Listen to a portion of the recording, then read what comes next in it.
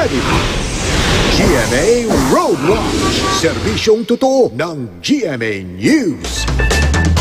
Alamin naman natin ang sitwasyon ng trapiko sa ilang pangunahing kalsada sa mga oras na ito. Katuwang po ang Waze. Tingnan natin ang daloy ng trapiko sa South Luzon Expressway o SLEX kung saan isang bus ang bumangga sa bakod na naghihiwalay sa South Luzon Expressway at Service Road. Ito po mga kapuso yung ating Waze map. At ito po yung nakikita nating icon na may dalawang nagbanggaan na sasakyan. Ibig sabihin po niyan, road accident. May naitala pong road accident dyan. At base sa ating mapa, nasa may Merville area po ito. Southbound po ito mga kapuso. Itong nakikita niyong maroon na lane na ito.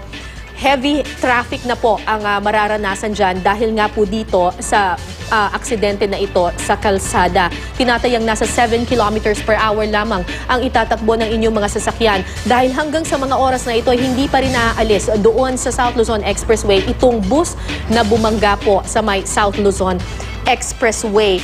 Tingnan naman natin, ito pong traffic na ito, yung southbound po, manggagaling pa po yan dito pa.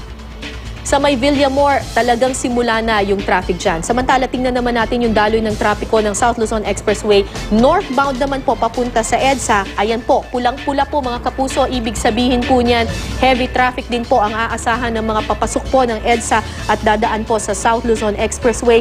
Traffic po mga kapuso, hanggang mahit po ninyo ang EDSA.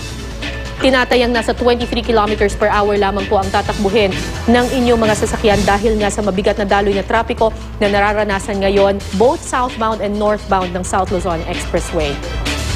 Narito naman ang live na kuha ng MMDA traffic camera sa may EDSA Mega Mall. Mga kapuso, ito po, panoorin po natin yung nasa kanang bahagi po ng inyong TV screens. Yan po yung may pagbibigat na po sa daloy ng trapiko, heavy traffic na po. Southbound po yan papunta ng Makati.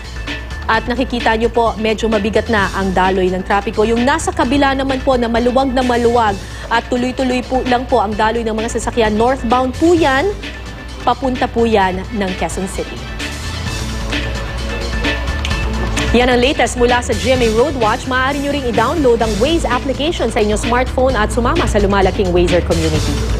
Magplano para sigurado, I am ready. Serbisyong totoo ng GMA News.